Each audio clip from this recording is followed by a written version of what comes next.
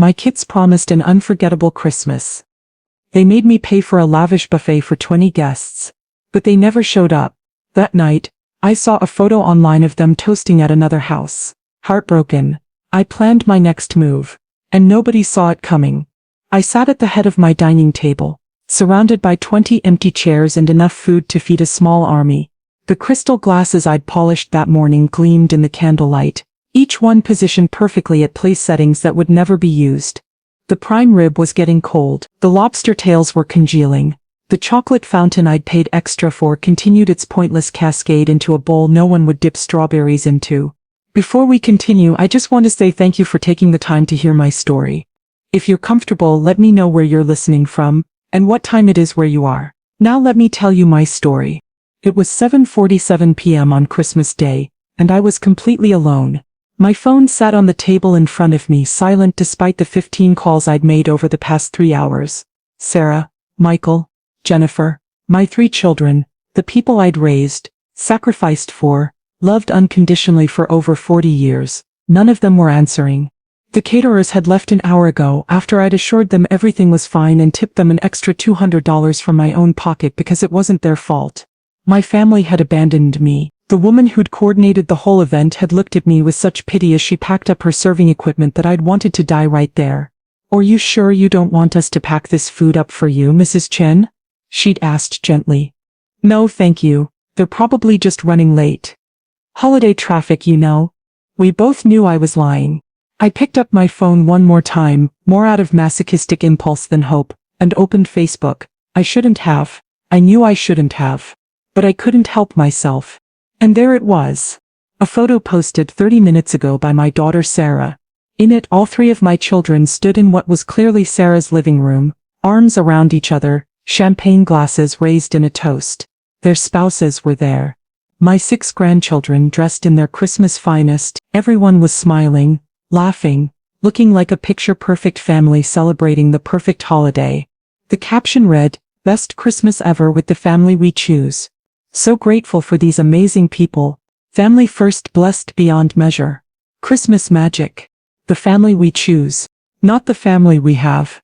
Not the family that raised us. The family we choose." I stared at that photo for a full 5 minutes. My hands shaking so badly I nearly dropped the phone. They hadn't forgotten. They hadn't gotten stuck in traffic. They hadn't had an emergency. They had deliberately planned to celebrate Christmas without me. After making me pay $8,000 for a feast they never intended to attend. The cold realization settled over me like a winter frost. This wasn't an accident. This wasn't a miscommunication. This was cruelty, pure and calculated. I should have cried. I wanted to cry. But instead, I felt something else entirely. Something harder, colder, more focused than grief. I felt clarity. My name is Margaret Chen. I'm 70 years old. I was a high school English teacher for 38 years before I retired. My husband Tom died 2 years ago from a sudden heart attack, leaving me alone in this big house with nothing but memories and the future we'd planned together but would never have. And until this moment, sitting alone at this obscenely expensive Christmas feast, I had believed my children loved me. I had been wrong. Let me tell you how I got here. Let me tell you about the 6 weeks leading up to this moment, and the lifetime of mistakes that had brought me to this table. It started at Thanksgiving. 6 weeks ago, my 3 children had come to my house for the holiday, which had surprised me. After Tom died, they'd become increasingly distant. Phone calls grew shorter and less frequent. Visits became obligatory rather than joyful. I'd attributed it to their busy lives, their own families, the natural pulling away that happens as children build their own worlds. But at Thanksgiving they'd been different. Cheerful, engaged, almost excited to be there. Sarah, my oldest at 42, had hugged me tightly when she arrived. "Mom, it's so good to see you. You look wonderful." Michael, 38, had brought an expensive bottle of wine and insisted we open it with dinner. "To family," he'd toasted, and everyone had raised their glasses. Jennifer, my youngest at 35, had spent an hour showing me photos of my grandchildren on her phone, telling me stories about their school activities, their interests, their accomplishments. I'd felt warm, included, loved. I'd thought maybe we were turning a corner, that maybe they'd realized how much I'd been struggling since their father died, how lonely this big house was, how much I needed them. After dinner, as we sat in the living room with coffee and pie, Sarah had brought it up. Mom, we've been talking, she said, glancing at Michael and Jennifer, and we want to make this Christmas really special, unforgettable. My heart had lifted. That sounds wonderful. We were thinking we should host it here, Michael added.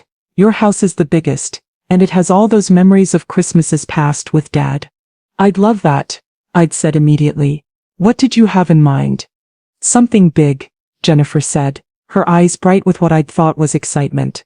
The whole family, all the cousins, the grandkids, everyone together like we used to do when Dad was alive. We want to do it right, Sarah said. Not just a potluck or casual thing. Really special, premium catering, beautiful decorations, the works. Your father always said Christmas should be magical, I said softly, remembering Tom's elaborate holiday celebrations, his insistence on making every detail perfect for our children. Exactly. Sarah leaned forward. That's exactly what we were thinking. Mom, we want to give you the Christmas Dad would have wanted. One last big family celebration in this house. The way she said one last should have been a warning. But I was so happy, so relieved to feel connected to my children again that I didn't hear it. I think that's a beautiful idea, I said. Over the next week the kids sent me information about caterers. Not just any caterers but the most expensive service in town. Emerald Events, the company that handled weddings and corporate galas. Mom, we want the best, Sarah had said when I'd questioned the price. This is important. The quote had made me dizzy. $6,000 for the food and service alone, another $1,500 for decorations, $500 for premium wines and specialty cocktails. That's $8,000, I'd said, my voice weak. Mom, you always said you wanted to give us memorable holidays. Michael had reminded me, this will be something we remember forever. It's what Dad would have wanted, Jennifer had added. He never skimped on Christmas. That was true. Tom had been generous to a fault during the holidays. He'd believed in making magic for our children, in creating memories that would last a lifetime. After he died, I'd felt guilty that I couldn't maintain his standard, that my teacher's pension couldn't stretch to the elaborate celebrations he'd funded with his engineering salary. Okay, I'd said finally. If it's important to you, we'll do it. I'd paid the deposits the next day, $4,000 up front, the remainder due the week before Christmas. The money came from the savings account Tom and I had built together, the account I'd been carefully preserving since his death.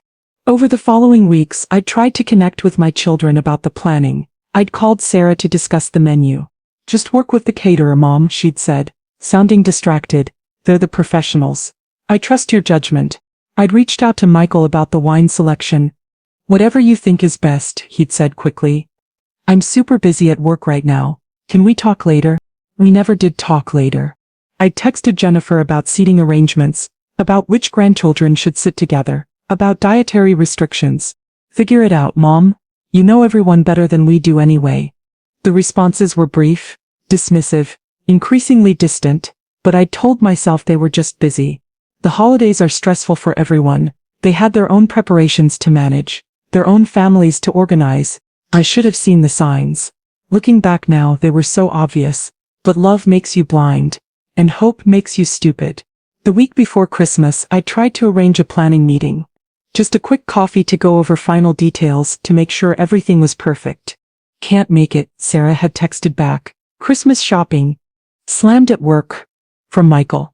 Kids have activities from Jennifer. So I'd planned it alone. I'd worked with the caterers to finalize the menu. Prime rib, lobster tails, roasted vegetables, artisan breads, 3 kinds of salad, 4 desserts, a chocolate fountain. I'd chosen decorations that matched the ones Tom and I had used for decades. I'd selected wines that would pair with each course. I'd created place cards with everyone's names in my best calligraphy. I'd paid the final $4,000 on December 20th, feeling a mix of excitement and anxiety about the expense. $8,000 was a significant chunk of my savings, but my children had been right. Tom would have wanted this. One last magical Christmas in the house where we'd raised our family. On Christmas Eve, I'd sent a group text to all 3 kids. So excited for tomorrow. Caterers arriving at 2 p.m. Everything will be ready by 5. Can't wait to see everyone. Love you all so much. Sarah had responded with a thumbs up emoji. Michael and Jennifer hadn't responded at all. Christmas morning, I'd been up at 6 a.m. I'd cleaned the house from top to bottom, even though I'd already cleaned it the day before. I'd set out the serving platters and utensils. I'd polished the good china one more time. I'd arranged the place cards at each setting, seeing in my mind how the table would look when everyone was seated, how the candlelight would glow on their faces, how their laughter would fill this house that had been too quiet for too long. The caterers had arrived promptly at 2 p.m. They were professional, efficient, and clearly expensive. 3 staff members worked for 2 hours, transforming my dining room into something from a magazine. The food was extraordinary, the presentation museum quality. Everything will stay warm until your guests arrive, the coordinator assured me. We'll come back at 9 p.m. to clean up and pack the leftovers. Thank you so much, I'd said. This is perfect. Your family is lucky to have someone who cares this much, she'd said with a warm smile. If only she knew. At 4:30 p.m. I'd gotten dressed in my best outfit. A deep blue dress that Tom had always loved, the pearl necklace he'd given me for our 30th anniversary, the small diamond earrings I saved for special occasions. I'd done my makeup carefully, fixed my hair. At 4:45 I'd taken one last look around. Everything was perfect. The house glowed with warm light, smelled of pine and cinnamon and roasting meat. The table was a work of art. The Christmas tree sparkled in the corner, presents arranged beneath it for each of my grandchildren. At 5:00 p.m., I'd sat down to wait. At 5:15 I'd sent a text, everything's ready, see you soon. No response. At 5:30 I'd called Sarah. Straight to voicemail. At 5:45 I'd called Michael. Voicemail. At 6:00 I'd called Jennifer. Voicemail. At 6:15 I'd started to panic. Had there been an accident? Was everyone okay? At 6:30 I'd called Sarah's husband. Voicemail. At 6:45 the caterers had returned as scheduled to clean up. They'd taken one look at the untouched feast and understood immediately what had happened. I'm so sorry, the coordinator had said quietly. They're just running late, I'd insisted, even as tears started to form. Holiday traffic. Of course, she'd said kindly, though we both knew the truth. At 7:15, after the caterers had packed up and left, after I'd sat alone at that table for over 2 hours, I'd opened Facebook. And there was the photo. My 3 children, celebrating Christmas without me. After making me pay $8,000 for a celebration they'd never intended to attend. I read through the comments on Sarah's post. Aunt Helen had written, looks beautiful. So glad we could all be together. Aunt Helen. Tom's sister, she'd been at Sarah's house celebrating with my children while I sat alone. My cousin Rita had commented, best Christmas party ever. Thanks for hosting, Sarah. Rita too. More of my extended family, people I'd sent Christmas cards to, people I thought cared about me. And then I saw a comment that made my blood run cold. It was from Tom's best friend Robert. Great gathering. Margaret, sorry you couldn't make it. Hope you're enjoying a quiet Christmas. Sorry I couldn't make it. They'd told people I'd chosen not to come. They'd spun a narrative where I was the one who'd declined, who'd preferred a quiet Christmas alone. I scrolled back through Sarah's Facebook posts, going back weeks. And there, from 3 weeks ago, I found it. Can't wait for Christmas at our house this year. Going to be so special. Hosting Christmas family time. 3 weeks ago, they'd been planning this for at least 3 weeks. Probably longer. Which meant that when they'd told me to book the caterers to spend $8,000 on this feast, they'd already known they weren't coming. This wasn't a last-minute change of plans. This wasn't a miscommunication. This was deliberate. Calculated. Cruel. They'd made me pay for an expensive party they never intended to attend. They'd abandoned me on Christmas Day. And then they'd lied to our extended family about why I wasn't there, painting me as antisocial rather than abandoned. I sat at that table until midnight, not moving, barely breathing. The house grew cold as the heat cycled off. The candles burned down to stubs. The food continued its slow decay. And somewhere in those hours something inside me changed. The part that had spent 70 years being nice, being understanding, being the bigger person, that part died. I had been a devoted mother. I had sacrificed for my children. I had paid for their education, supported their dreams, been there for every milestone. When Tom died and I was drowning in grief, I had still shown up for them. Still babysat my grandchildren. Still sent birthday cards and Christmas presents. And this was how they repaid me, with humiliation. With cruelty. With $8,000 of my savings wasted on a celebration designed to mock me. At 12:15 a.m. I stood up from the table. My legs were stiff from sitting so long, but my mind was crystalline clear. I walked to Tom's study, The room I'd barely entered since his death because it hurt too much. I turned on the light and went to his filing cabinet. Tom had been a meticulous man, an engineer by training and temperament. He'd organized every aspect of our financial life with precision. I'd always been content to let him handle it, to trust that he'd taken care of everything. Now I needed to know exactly what everything meant. I pulled out the file labeled estate planning. Inside were copies of Tom's will, the trust documents, the life insurance policies, the investment accounts. I'd reviewed these briefly after his death with our attorney Richard Park, but I'd been too deep in grief to fully understand them. Now I read every word. Tom had left everything in a trust. The house, his life insurance payout, his retirement accounts, his investment portfolio, everything. The total value was approximately $1.2 million. I was the trustee. That meant I had complete control over how and when the money was distributed. Our children were named as beneficiaries. When I died, they would split everything 3 ways. But, and this was the critical detail I'd missed in my grief fog 2 years ago, I had complete discretion over distributions while I was alive. I could give them money early if I wanted. I could give them nothing. I could change the beneficiaries entirely if I chose. The trust gave me absolute power. My children had no idea. Tom had handled all our finances. When he died, the kids had asked me once about inheritance, and I'd said vaguely that everything is in a trust without explaining the details. They'd assumed, as I had initially assumed, that the money was locked up until I died, at which point they'd automatically inherit. They were wrong.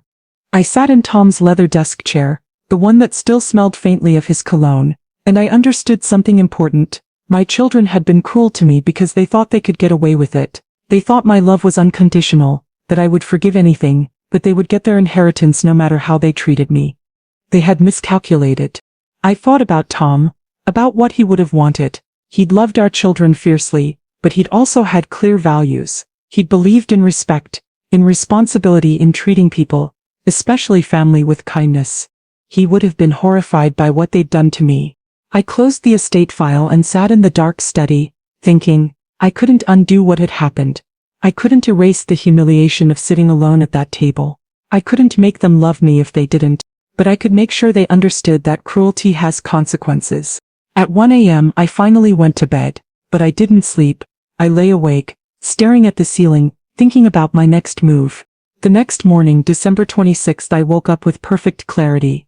I showered, dressed, and made myself breakfast. I ate slowly, methodically, thinking through every detail of what I was about to do. At 9 a.m. I called Richard Park, our estate attorney. His office was closed for the holiday week, but I had his cell number for emergencies. Margaret, how are you? Merry Christmas. Hello, Richard. I need to meet with you. Today, if possible. Something in my tone made him pause. Is everything all right? I need to review the trust documents, all of them, and I need to understand all of my options regarding distributions and beneficiary changes. Another pause. Has something happened? Something has clarified my thinking. Can you meet me? I can be at my office in an hour. Thank you, Richard. I arrived at his downtown office at 10:15. Richard was already there, the trust documents spread across his conference table. Tell me what's going on, he said gently. So I told him about the planned Christmas celebration, about the $8,000 I'd paid, about sitting alone at that table, about the Facebook post, the lies to family members, the 3 weeks of deception. Richard's face grew increasingly angry as I spoke. Margaret, I'm so sorry, that's unconscionable. I need to understand my options. Richard, the trust, what exactly can I do? He pulled out the relevant documents. Tom set this up to give you maximum flexibility. As trustee, you have complete discretion. You can distribute funds to the beneficiaries whenever and however you want. You can also modify the beneficiary designations at any time. So I could remove them entirely? Yes, you could name anyone as beneficiaries. Other family members, friends, charities, anyone. And they couldn't contest it? They could try, but Tom specifically included language anticipating that possibility. He stated clearly that you were to have sole and absolute discretion, and that any beneficiary who challenged your decisions would forfeit their entire share. Tom had thought of everything. What about partial distributions? I asked. Could I give them something nominal, just enough to show they weren't accidentally excluded? Richard nodded slowly. That's actually smart. If you leave them nothing, they might claim you forgot them or were incompetent. But if you deliberately leave them a small amount, say $1 each, it proves you considered them and chose to give them almost nothing. And there's no way they could argue I'm not competent to make these decisions. Margaret, you're a retired teacher with no history of cognitive issues. You're financially savvy enough to recognize fraud and cruelty.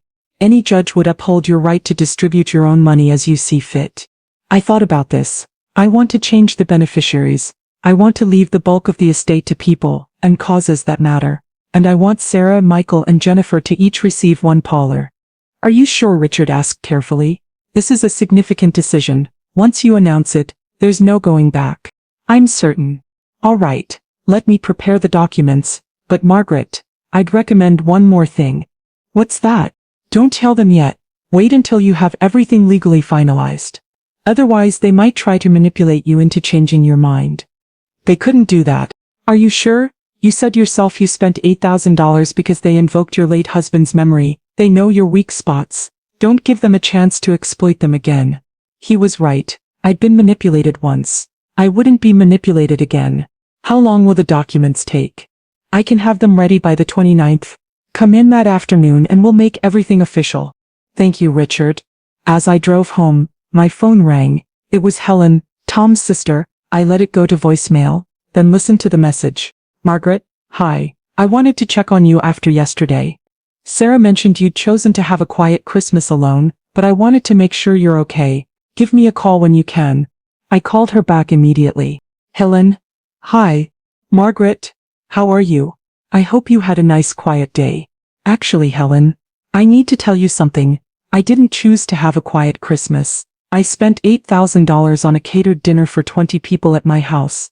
My children asked me to host, had me book premium caterers, and then never showed up. I sat alone all evening while they celebrated at Sarah's house. Silence. Then what? But Sarah said. I know what Sarah said. She lied. They all lied. They made me pay for an expensive party they never intended to attend, then told everyone I'd chosen to be alone. Oh my God. Margaret, I had no idea. If I'd known. It's not your fault, Helen, but I need you to know the truth. This is horrible. How could they do this to you? That's what I'm trying to figure out. Margaret, I'm so sorry. I would have insisted you come to Sarah's if I'd known. We all would have. I appreciate that, Helen, but I need to ask you something. I'm planning to confront the kids about this. Would you be willing to be there? As a witness to what really happened? Absolutely. Just tell me when. After I hung up with Helen, I called Robert, Tom's best friend. I explained the situation and his response was immediate and furious. Those ungrateful Margaret. I'm so sorry. Tom would be devastated.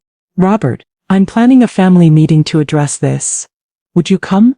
I need witnesses who know the truth. I'll be there. Just say when.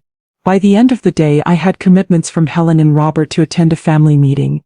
I'd also started thinking about who else I wanted as witnesses. Richard would come as my attorney. I wanted people who could verify my mental competence, who could confirm I wasn't being vindictive but rather responding appropriately to genuine cruelty. That evening, I received a text from Sarah. Hope you had a nice Christmas, Mom. Sorry we missed you. Missed me, as if it had been accidental. I didn't respond. 2 days later, Michael texted, Hey Mom, how was your holiday? I didn't respond to him either. On the 28th, Jennifer called. I let it go to voicemail. Her message was brief. Hi Mom, just checking in, call me back when you get a chance. I didn't call her back. On the 29th, I went to Richard's office and signed the new trust documents. The primary beneficiaries were now Helen's 3 children, my niece and 2 nephews, all of whom had called to check on me after Christmas, a scholarship fund in Tom's name at its alma mater, and the local women's shelter where I'd volunteered for years. Sarah, Michael, and Jennifer would each receive $1 upon my death. Are you absolutely certain? Richard asked one final time before I signed. I've never been more certain of anything. I signed the documents. Richard notarized them. Everything was legal, binding and irrevocable unless I chose to change it again. Now what? Richard asked. Now I invite them to a family meeting. New Year's Day. I'm going to tell them exactly what they did and exactly what it cost them. Do you want me there? Yes, as my attorney and as a witness. That afternoon, I sent a group text to Sarah, Michael and Jennifer. Family meeting at my house, New Year's Day, 2 p.m. Important estate planning discussion. I'm considering early distributions from your father's trust. Please be there. The responses were immediate and enthusiastic. Sarah? Of course. See you then. Michael wouldn't miss it. Jennifer, thanks for thinking of us, Mom. Can't wait. Early distributions. That's all they'd seen in my message. The possibility of getting money now instead of waiting for me to die. They had no idea what was coming. I spent the next 2 days preparing. I printed out the Facebook post Sarah had made. I compiled screenshots of all her posts from the previous month showing she'd planned to host Christmas at her house. I gathered the receipts for the $8,000 I'd paid for the catering. I organized copies of the text messages where my children had insisted I book expensive caterers. I created a timeline showing exactly when they'd asked me to pay for the party and when they'd started posting about hosting Christmas at Sarah's house. The overlap was damning. On New Year's Eve I barely slept, not from anxiety but from anticipation. I'd spent my entire life being the peacemaker, the understanding mother, the one who absorbed pain rather than inflicting it. Tomorrow, that was going to change. New Year's Day arrived cold and clear. I woke early, dressed carefully in a black pantsuit. Tom had always said made me look formidable. I set up the living room like a business meeting, chairs arranged in a semicircle, a presentation board where I could display the evidence, copies of documents stacked neatly on the coffee table. At 1:30 Helen arrived.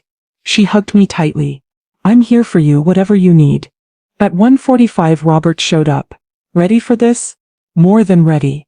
At 1:50 Richard arrived with his briefcase full of legal documents. At 2:00 p.m. exactly, I heard cars in my driveway. Through the window I watched my 3 children arrive. They were laughing, talking animatedly, clearly in good moods. They thought they were here to get money. I opened the door before they could knock. Hello? Come in. Everyone's in the living room. Sarah's smile faltered slightly when she saw Helen, Robert and Richard already seated. Oh. I didn't realize this was a bigger meeting. I wanted witnesses, I said simply. Witnesses? Michael looked confused. Mom, what's going on? Sit down, all of you. They sat, exchanging uncertain glances. I stood in front of the presentation board, feeling more powerful than I had in years. Let me start, I said, by asking you all a question. How was your Christmas? It was good, Sarah said carefully. Nice and low-key. Really? I turned to the board and pinned up the printed Facebook post. Because this post says it was the best Christmas ever. Sarah's face went pale. Mom, Michael started. I'm not finished. I pinned up the catering receipts.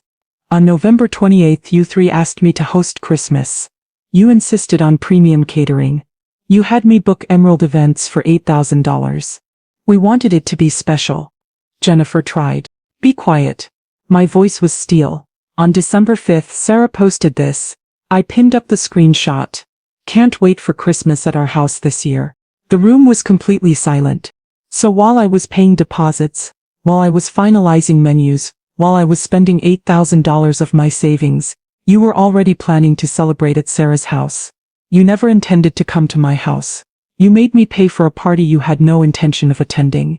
Mom, we can explain. Sarah's voice was shaking. Explain what? Explain how I sat alone at a table for 20 people, for 3 hours on Christmas Day. Explain how you turned off your phones so I couldn't reach you. Explain how you posted pictures of your celebration while I sat alone with $8,000 worth of food no one was going to eat. Tears were running down Jennifer's face now. You didn't mean what? To humiliate me, to steal from me, because that's what you did. You took $8,000 from me under false pretenses. That's called fraud. Helen spoke up. They told me you'd chosen to have a quiet Christmas, Margaret. They made it sound like you didn't want to come. Robert nodded. Same here. Sarah told me you were becoming more reclusive and preferred being alone. Sarah's face was crimson. You thought what? I asked coldly. That I wouldn't find out? That I'd just accept the lie? That you could treat me like garbage and face no consequences?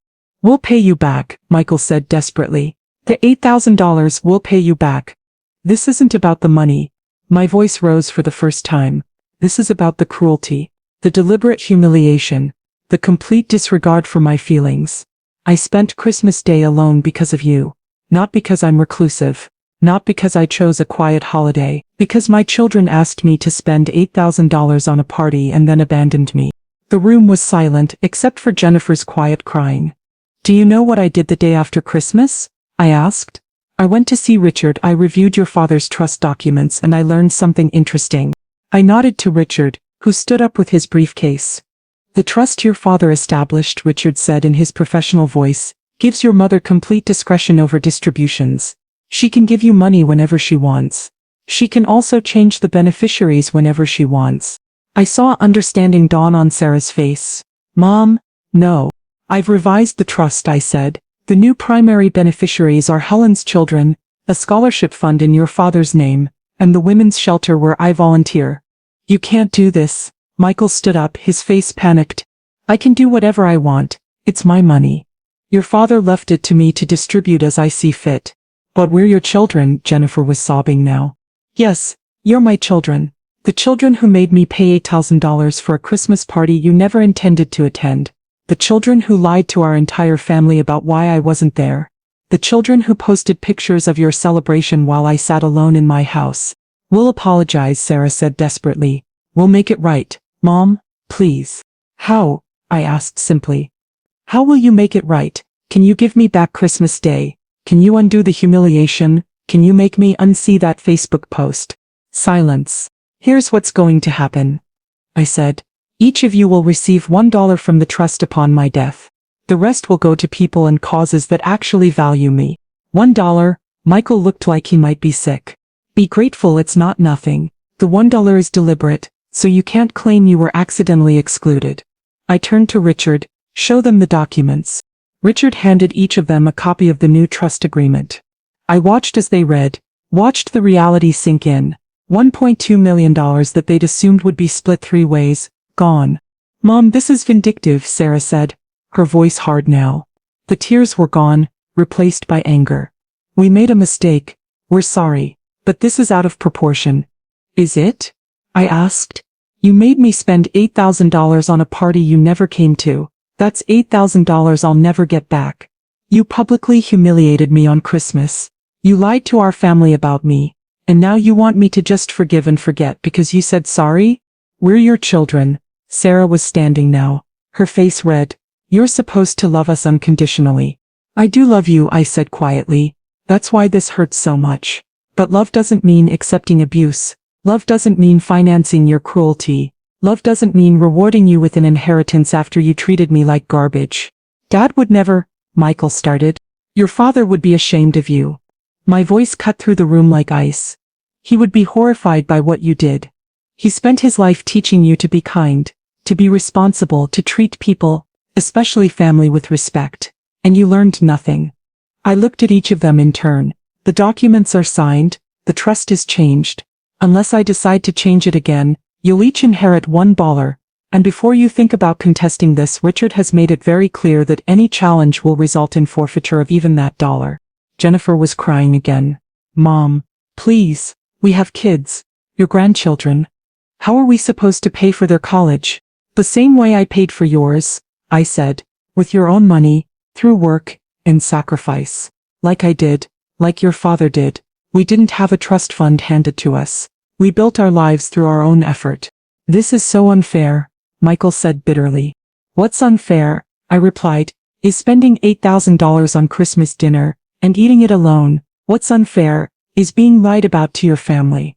What's unfair is being treated like you don't matter by the people you raised and loved and sacrificed for. I walked to the door and opened it. This meeting is over. I've said what I needed to say. The decision is final. Mom, Sarah tried one more time. Leave. They left. All 3 of them, their faces ranging from furious to devastated. I watched through the window as they stood in my driveway arguing with each other, probably trying to decide how to fix this. They couldn't fix it. What they'd done couldn't be undone. After they drove away, I sat down heavily on my couch. Helen sat beside me, took my hand. Are you okay? She asked gently. I don't know, I admitted. I feel like I just nuked my relationship with my children. They nuked it. Robert said firmly. You just responded appropriately. Do you think I did the right thing? I asked Richard. I think you did what you needed to do, he replied. They hurt you deliberately. They need to understand that actions have consequences. After everyone left, I sat alone in my quiet house. The house where Tom and I had raised our children. The house where we'd celebrated decades of Christmases. The house where just 6 days ago I'd sat at a table for 20 that no one came to. My phone rang. It was Sarah. I let it go to voicemail. Then Michael called. Voicemail. Then Jennifer. Voicemail. I didn't listen to the messages. There was nothing they could say that would change what they'd done or what I'd decided. Over the next few days they tried everything. Text messages alternating between apologies and accusations. Voicemails ranging from tearful to angry. Sarah sent me a long email explaining that they'd changed plans at the last minute and didn't want to bother me because I'd seemed stressed. All lies. The Facebook posts proved they'd planned the separate celebration weeks in advance. Michael tried a different approach, sending me articles about family reconciliation and forgiveness, as if I were the one who needed to learn how to treat family better. Jennifer sent photos of my grandchildren with captions like, "They miss their grandma and don't they deserve a relationship with you?" Manipulation. All of it. Different tactics. Same goal. Get me to change the trust back. I didn't respond to any of it. The week after New Year's, Helen called. "Margaret, I heard from Sarah. She's very upset." "I imagine she is. She says you're being vindictive and cruel." "And what do you think?" Helen was quiet for a moment. "I think they got what they deserved. I think you showed remarkable restraint by leaving them anything at all." "Thank you, Helen. But Margaret, I need to ask you something. Are you sure about making my kids beneficiaries? That's a lot of money, and they barely know you." "They called me after Christmas," I said. "All 3 of them. They said they'd heard I'd been alone and wanted to check if I was okay. They didn't know about the money. They just cared." "They're good kids," Helen said softly. "Yes, they are, and they deserve to benefit from their uncle's hard work." 2 weeks after New Year's, I started volunteering more at the women's shelter. I'd always donated money and occasional time, but now I committed to regular shifts. I met women who'd been abandoned by their families, who'd been financially exploited by people they trusted, who'd had to rebuild their lives from nothing. Their stories reminded me that I was lucky. I had a home. I had financial security. I had people who cared about me. Helen, Robert, the friends I'd made over the years. What I'd lost were 3 people who'd shown me, definitively, that they didn't value me beyond my utility and my eventual inheritance. That wasn't a loss. That was clarity. 1 month after Christmas, I received a letter in the mail. It was from Sarah, handwritten on nice stationery. "Dear Mom," it began, "I've had time to think about everything that happened. I want you to know that I understand why you're hurt. What we did was wrong. But Mom, taking away our inheritance doesn't hurt us as much as it hurts your grandchildren. They're innocent in this. They don't deserve to be punished for our mistakes." More manipulation, using the grandchildren as shields. I didn't respond. 2 months after Christmas, Michael showed up at my door unannounced. I saw him through the window and didn't answer. He knocked for 5 minutes, then left a note wedged in the door. "Mom, we need to talk. This has gone on long enough. You've made your point. We get it. We messed up. But family is supposed to forgive. Dad would want us to work this out. He was wrong. Tom would have wanted them to not humiliate me in the first place." I threw the note away. 3 months after Christmas, Jennifer called from a number I didn't recognize. I answered without thinking. "Mom, thank God. I've been so worried." I hung up. She called back immediately. I blocked the number. 4 months after Christmas, Helen called with news. "Margaret, I thought you should know. Sarah is telling people you're having cognitive issues. She's saying you made irrational decisions about your estate because you're not thinking clearly. Is she trying to have me declared incompetent? I don't know, but she's definitely spreading that narrative." I called Richard immediately. "Can they challenge my competency?" "They can try, but Margaret, you'd have to be evaluated by medical professionals, and there's zero evidence of cognitive decline. You're sharp as ever. Any competency evaluation would confirm that." "So I'm safe?" "You're completely safe. In fact, if they do try to challenge your competency, it would likely backfire. Courts don't look kindly on adult children trying to declare a competent parent incompetent just to get money." "Good." 5 months after Christmas, I had my annual checkup. As part of it, I asked my doctor to do a complete cognitive evaluation. "Is something concerning you?" Dr. Martinez asked. "I want documentation that I'm mentally competent.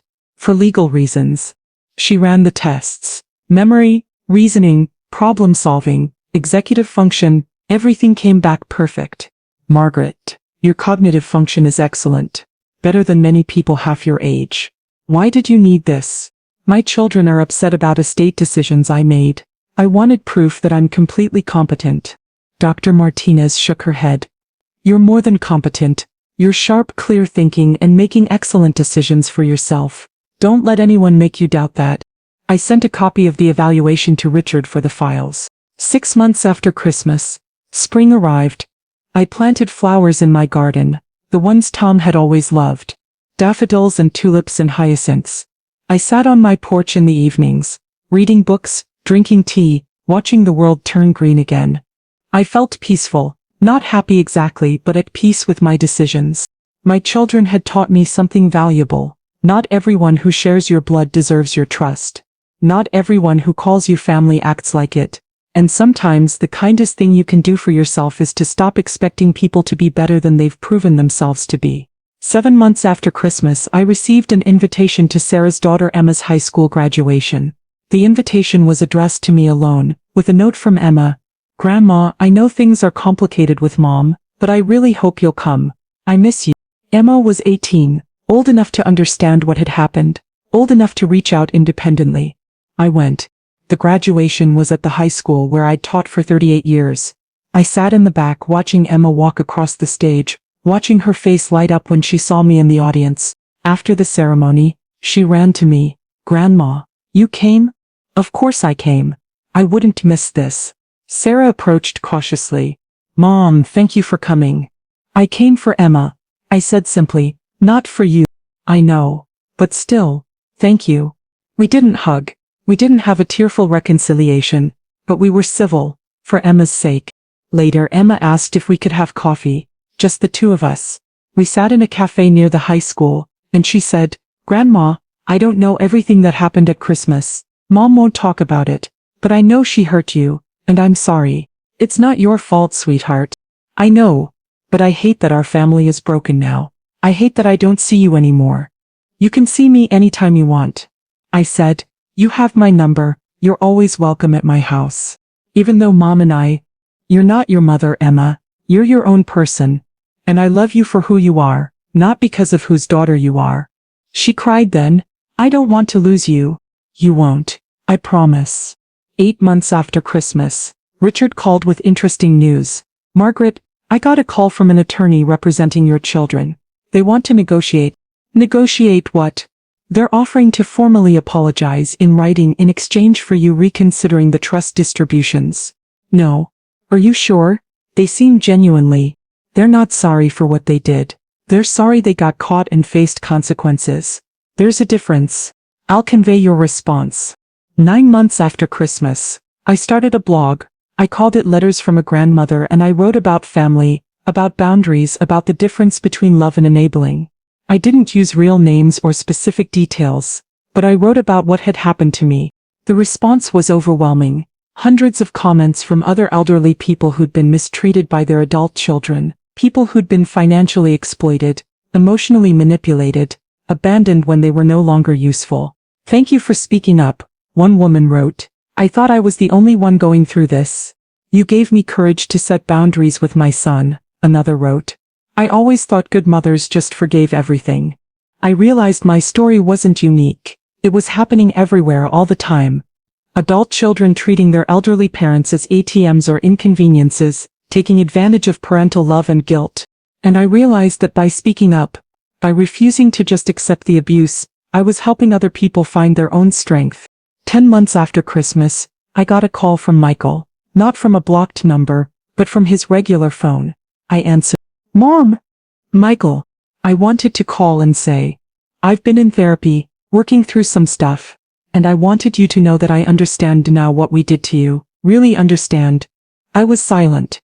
We were cruel. We exploited you. We humiliated you. And it wasn't just a mistake or poor judgment. It was deliberate and calculated and wrong. Why are you telling me this? Because you deserve to hear it. Not because I want the money back. I know that's gone and I accept it. But because you deserve an actual apology, not one with conditions or expectations. Just an acknowledgement that we were completely horrifically wrong. Thank you, I said quietly. I don't expect you to forgive me. I don't expect our relationship to go back to what it was. I just wanted you to know that I finally get it. And I'm sorry, truly sorry. After we hung up, I sat for a long time, processing. It was the first genuine apology I'd received. No demands, no manipulation, no expectations, just acknowledgement and remorse. It didn't change my decision about the trust, but it mattered. 11 months after Christmas, Helen invited me to Thanksgiving at her house. I know last year was hard, but I'd really love to have you, just family, low-key. Will Sarah, Michael and Jennifer be there?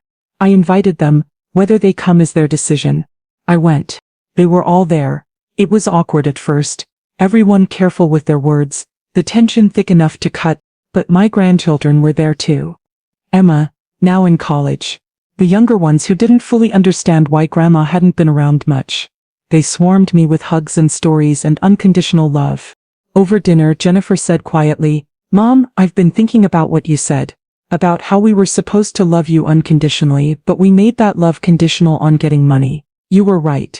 Sarah added, even more quietly, "We took you for granted. We thought you'd always be there, always forgive us, always give us whatever we wanted. We treated you like a resource instead of a person." I looked at my 3 children, all of them older now, all of them showing signs of the past year's strain. "I'm glad you understand," I said, "but understanding doesn't undo what happened." "We know," Michael said. "We're not asking you to change the trust. We're just asking if maybe, over time, we could try to rebuild some kind of relationship. Not for the money, just 'cause you're our mother and we realize now how badly we messed up." "Maybe," I said. "Time will tell." It wasn't forgiveness. Not yet, maybe not ever, but it was the beginning of something, a recognition on both sides of what had been broken and what might, possibly be slowly rebuilt. 1 year after Christmas, I sat down to write this story. Not for revenge, not to shame my children, but to record what happened and what I learned. I learned that love should never be unconditional acceptance of abuse. I learned that being someone's mother doesn't mean sacrificing your dignity. I learned that financial security gives you options, and one of those options is refusing to reward cruelty. I learned that sometimes the people who share your DNA are not the people who value you most. And I learned that standing up for yourself, even when it costs you relationships, is not vindictive. It's necessary. My children asked me to give them an unforgettable Christmas. They got one. They will never forget sitting at Sarah's house, opening my text about the family meeting, realizing they were about to lose $1.2 million because of one night of cruelty. And I will never forget sitting at that table alone, surrounded by $8,000 worth of food. No one came to eat, realizing that I had spent 70 years being nice to people who didn't respect me. I'm 71 now. I have more time behind me than ahead of me. And I've decided to spend the time I have left with people who actually value me. Helen and her children, who call regularly and visit often. Robert, who stops by for coffee and conversation. Emma, who comes home from college and makes time for her grandmother. The women at the shelter, who appreciate my volunteer work. The readers of my blog, who share their own stories of boundary setting and self-respect. I sold the big house last month. Too many memories, too much space for one person. I bought a smaller place near Helen, somewhere I can walk to coffee shops and bookstores and the volunteer center. I'm building a new life, one where I'm not waiting for phone calls that don't come or planning holidays that get canceled. One where I'm not financing other people's lives while my own gets smaller and smaller. I'm building a life where I matter, not because of what I can give or what I can pay for, but because of who I am. My children wanted an unforgettable Christmas. They made me pay $8,000 for a feast they never attended. They humiliated me, lied about me, and took me for granted. And in response, I made one decision that they'll never forget. I chose myself. The trust is still changed. Sarah, Michael and Jennifer will each inherit $1. The rest will go to people and causes that actually value what I have to offer beyond money. Do I regret it? Some days when I think about my grandchildren and how this might affect them, I feel a twinge of doubt. But then I remember sitting at that table alone, and I know I made the right choice. Because the lesson I needed to teach wasn't just for my children, it was for myself. I am 71 years old. I am a widow, a mother, a grandmother, a retired teacher, a volunteer, a friend. I am a person who deserves respect and kindness and consideration. And I will never again accept less than I deserve just because someone shares my last name. That's what I learned from that unforgettable Christmas. And it was worth every penny of that $8,000.